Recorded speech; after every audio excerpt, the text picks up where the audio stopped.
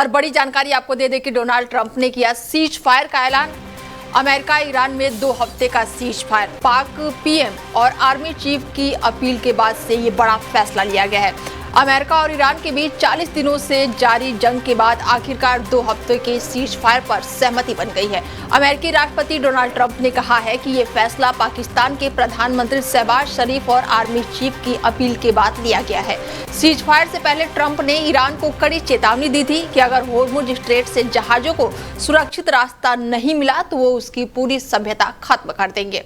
उन्होंने अहम इंफ्रास्ट्रक्चर पर हमले की भी धमकी दी थी। रिपोर्ट के मुताबिक ये डील पाकिस्तान की मध्यस्थता और आखिरी समय में चीन के दखल के बाद संभव हो पाई है। पाकिस्तान ने 2 हफ्ते के सीज फायर का प्रस्ताव रखा था, जिसे ईरान ने स्वीकार कर लिया है। समझौते के तहत अमेरिका और इजराइल अपने हमले रोकेंगे और ईरान भी हमला बंद करेगा और इस दौरान होर्मुज स्ट्रेट से तेल, गैस और अन्य जहाजों की सुरक्षा आवाजाही ईरान सेना की मदद से सुनिश्चित की जाएगी।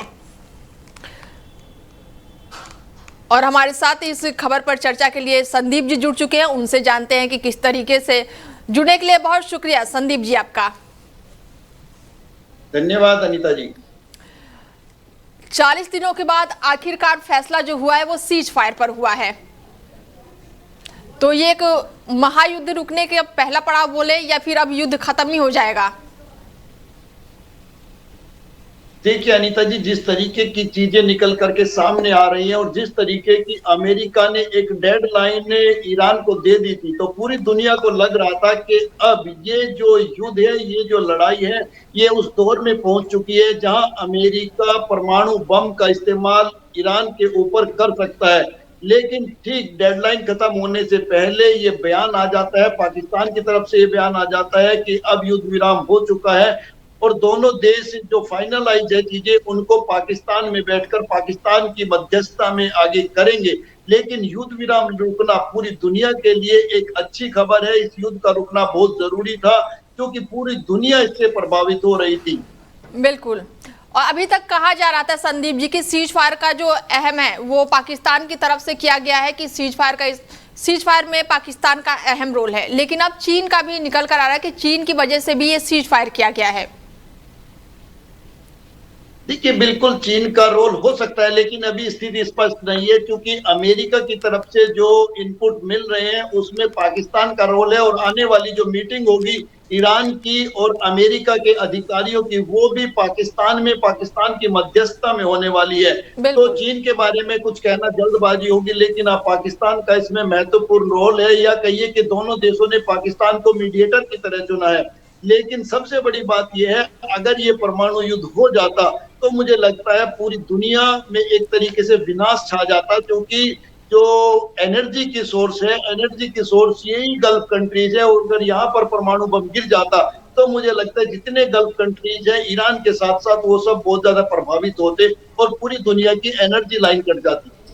बिल्कुल। ऐसे में होर्मुज स्ट्रेट तो 2 हफ्ते के लिए खुल गया संदीप जी, लेकिन ईरान ने जो अपनी शर्तें रखी थी कि हम टोल लेंगे, तो क्या वो लागू होगा? देखिए, मुझे नहीं लगता कि टोल वाली चीजें अभी चलती रहेंगी, क्योंकि अगर बातचीत हुई है और कहीं ना कहीं रुकने का नाम लिया है, क्योंकि होर्मुज की वजह से ही ये टेंशन इतनी बढ़ गई थी कि बात परमाणु बम तक आ गई थी और एक डेडलाइन ईरान को अमेरिका ने दे दी थी और यहाँ तक कह दिया था कि बस भगवान तुम्हारे लोगों की रक्षा करे या भला करे। ठीक इसी तरीके से जैसे जापान के हिरोशिमा और नागासाकी में परमाणु बम गिरे थे, तो कहीं ना कहीं ईरान को भी अब ये लग चुका था कि परमाणु अटैक हो सकता है और ये बिल्कुल रीढ़ तोड़ देने वाला होगा, ईरान को निस्ते नाबूद कर देने वाला होगा। ऐसे में ईरान की तरफ से ये बयान आया कि वो भी युद्ध विराम के लिए तैयार हैं, तो कहीं ना कहीं दोनों देशों की इससे जान बच सकती है, दुनिया फिर से पटरी पर आ सकती है। बिल्कुल। ऐसे में कहा जा रहा है कि पाकिस्तान के इस्लामाबाद में ये आने वाले समय में मीटिंग होगी, तो क्या इसमें भारत का भी रोल होगा कहीं पे?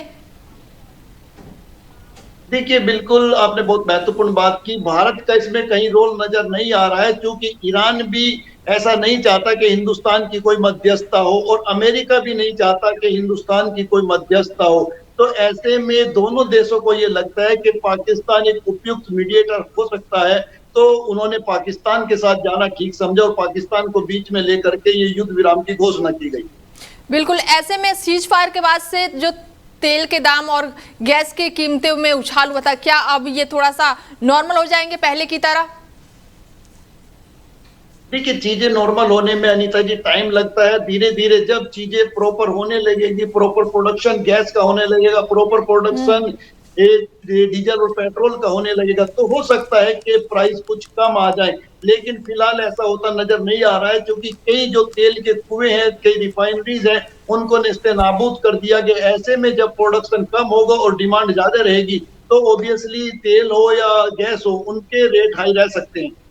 बिल्कुल। ऐसे में संदीप जी, जो अमेरिका से खबर निकलकर सामने आ रही है कि अब कहीं ना कहीं कहा जा रहा है कि ट्रंप को इस्तीफा दे देना चाहिए, क्योंकि उनकी जो जनता है उनसे काफी खफा है। बहुत सारे ऐसे वीडियो आ रहे हैं, पोस्ट आ रहे हैं कि ट्रंप को अब अपना पद छोड़ देना चाहिए। देखिए अनीता जी, इस तरीके की चीजें राजनीति में चलती रहती हैं। उसमें पक्ष और विपक्ष दोनों तरीके के लोग होते हैं। कुछ लोग ट्रंप के पक्ष में भी खड़े हैं, क्योंकि ट्रंप प्रजातंत्र का एक पार्ट है। वो जनता के बीच में चुनाव लड़ करके और जीत करके वहां के अमेरिका के राष्ट्रपति बने हैं। लेकिन एक विपक्ष भी होता है, विपक्ष इस तरीके की बातें जरूर करता है। ये आप किसी भी देश में देख लीजिए। अगर आप अपने देश में देखेंगे तो जितने मोदी जी के पक्ष में खड़े होंगे, उतने ही लोग उनके विपक्ष में भी खड़े होंगे। तो ये एक प्रजातंत्र की खूबसूरती है कि हम अपनी बात कह सकते हैं। लेकिन मुझे नहीं लगता कि डोनाल्ड ट्रंप के ऊपर इस तरीके की कोई भी प्रेशर है, या कोई वे इस तरीके के मामले में फंसे हुए हैं। लेकिन विरोध की चिंगारी या विरोध के सुर आपको लगातार सुनने को पहले भी मिलते रहे और आगे भी मिलते रहेंगे। बिल्कुल संदीप जी, एक सवाल मेरा आपसे और रहेगा कि क्या इस युद्ध में अमेरिका हार गया है? देखिए, ये कहना भी मुझे लगता है कि ठीक नहीं है। हाँ, ये बात जरूर है, जो अमेरिका के खिलाफ है या अमेरिका से नाराज है, वो लोग कह सकते हैं कि अमेरिका हार गया है। लेकिन अमेरिका ने जिस तरीके से अपनी धमकी देकर ईरान के हथियार डलवा दिए या युद्ध विराम के लिए तैयार कर लिया है, इससे अमेरिका हारा हुआ दिखाई नहीं देता है। अब देखना होगा हमें कि आगे अमेरिका की क्या स्ट्रेटेजी रहती है, किन मामलों में ये युद्ध विराम हुआ है, या क्या शर्तें इसमें रहने वाली है। अमेरिका का अगर हम हिस्ट्री देखें, इतिहास देखें, तो चाहे हम सीरिया की बात करें, इराक की बात करें, लीबिया की बात करें, या दूसरे देशों की बात करें, तो जो अमेरिका ने हमेशा अपने टारगेट को हासिल किया। आपने देखा होगा लगभग 20 वर्षों तक अमेरिका की सेनाएं अफगानिस्तान में रही, और ओसामा बिन लादेन को मारने के बाद ही वो यहाँ से वापस गए। तो अभी इस तरीके की बातें अमेरिका के बारे में करना जल्दबाजी होगी। ठीक है संदीप जी, चर्चा में जुड़ने के लिए बहुत शुक्रिया आपका। बता दें कि अमेरिका ईरान में 2 हफ्ते का सीज फायर हुआ है। ऐसे में 40 दिनों के युद्ध के बाद 2 हफ्ते का ये सीज फायर का ऐलान किया गया है।